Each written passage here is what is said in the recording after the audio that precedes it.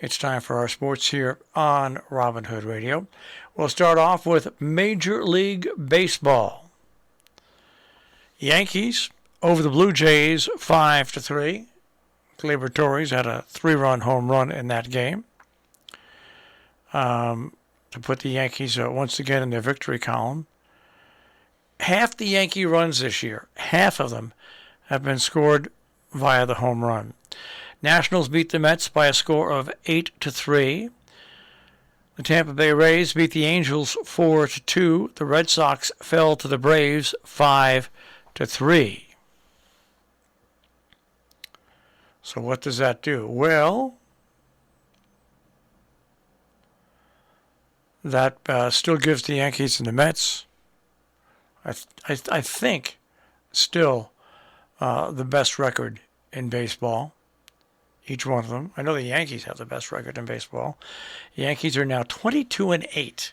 4 games in front of Tampa Bay, 6 in front of Toronto, 9.5 in front of Baltimore, and 11.5 in front of Boston. Yankees win percentage is .733.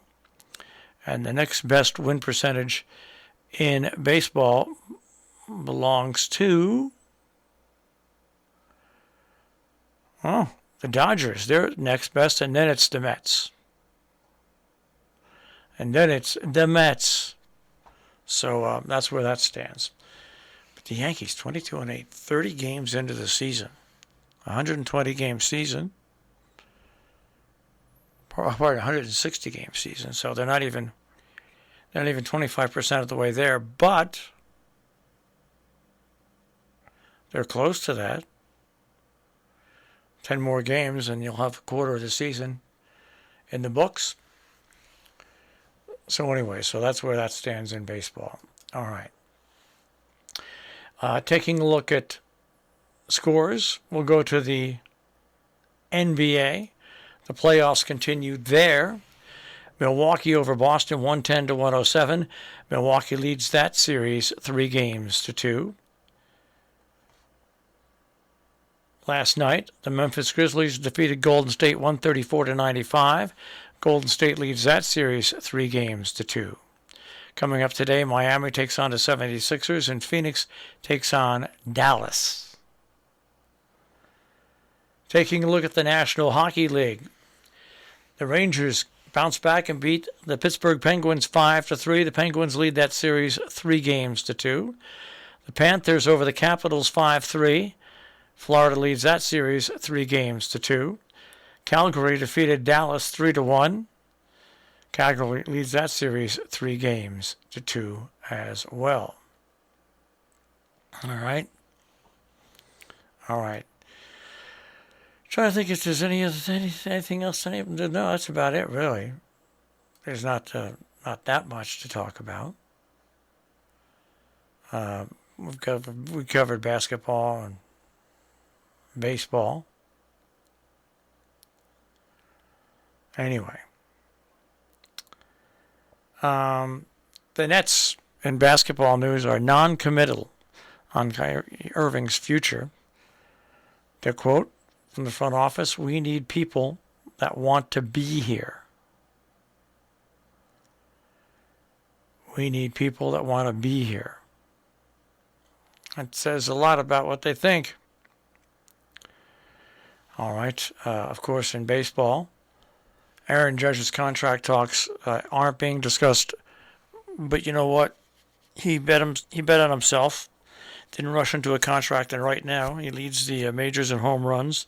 He's having an outstanding year so far. If he stays healthy, he's going to be able to write his own ticket, whether it's with the Yankees or anybody else. That's the type of year right now he's having. All right. And the PGA Tour is in a bit of a quandary. PGA Tour golfers will not get releases to play in the Saudi-backed rival league. Greg Norman said on Tuesday he doesn't answer to the Saudi government despite its backing of his rival league. The tour told players who are seeking releases and notified all players of the decision in its memo. The Associated Press reported the first LIV golf tournament is set for June 9th through 11th at the Centurion Club outside of London.